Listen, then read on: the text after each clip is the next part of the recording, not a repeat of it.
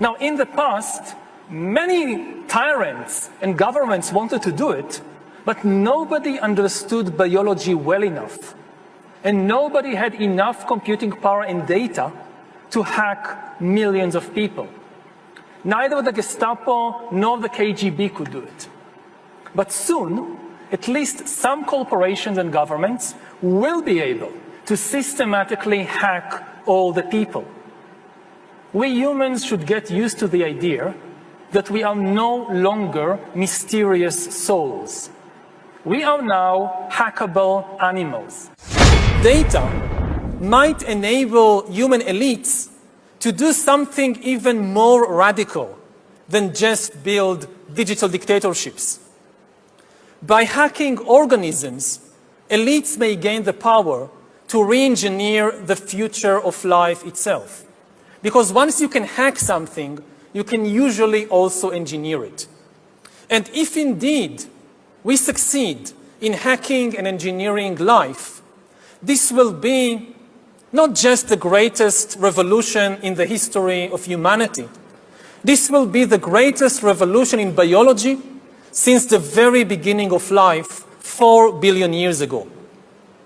For 4 billion years, nothing fundamental changed in the basic rules of the game of life. All of life, for 4 billion years, dinosaurs, amoebas, tomatoes, humans, all of life was subject to the laws of natural selection and to the laws of organic biochemistry. But this is now about to change. Science is replacing evolution by natural selection with evolution by intelligent design. Not the intelligent design of some god above the clouds, but our intelligent design and the intelligent design of our clouds, the IBM cloud, the Microsoft cloud. These are the new driving forces of evolution.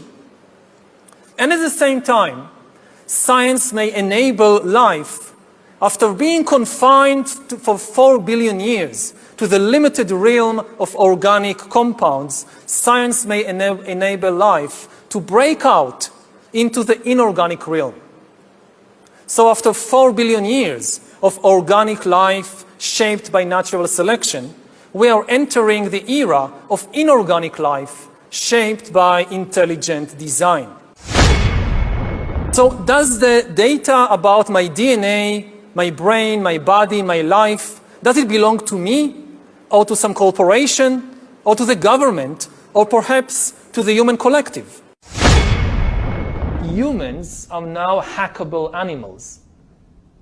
You know, the whole idea that humans have, you know, they have this soul or spirit and they have free will and nobody knows what's happening inside me. So whatever I choose, whether in the election or whether in the supermarket, this is my free will, that's over. Free will, that's over. That's over.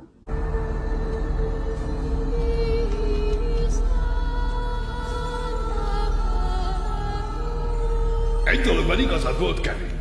Tényleg figyeltelek. Hogy tehette volna mást? Figyeltem és vártam. Lélegzett visszafolytva. De nem vagyok bárjátékos, Kevin. Nem rángatok dróton senkit sem. Ez nem úgy működik. Mit műveltél Milyennel? A szabad akarat olyan, mint a lepke szárnya. Ha hozzáérnek, többé nem száll fel sohasem. That's over.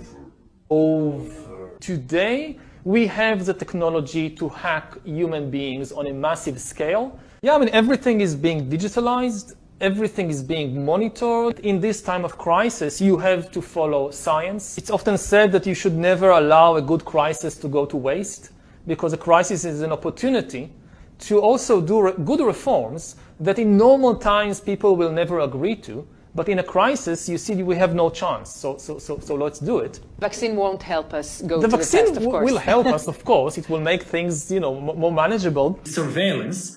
People could look back in 100 years and identify the coronavirus epidemic as the moment when a new regime of surveillance took over, especially surveillance under the skin, which I think is maybe the most important development of the 21st century, is this ability to hack human beings, to go under the skin, collect biometric data, analyze it, and understand people better than they understand themselves. This, I believe, is maybe the most important event of the 21st century. One of the features of this fourth industrial revolution is that it doesn't change what we are doing, but it changes us. The difference of this fourth industrial revolution is it doesn't change what you are doing.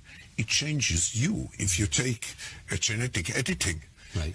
Just as an example, it's you who are changed. Yeah, and of course this has a big impact on your identity. Yeah.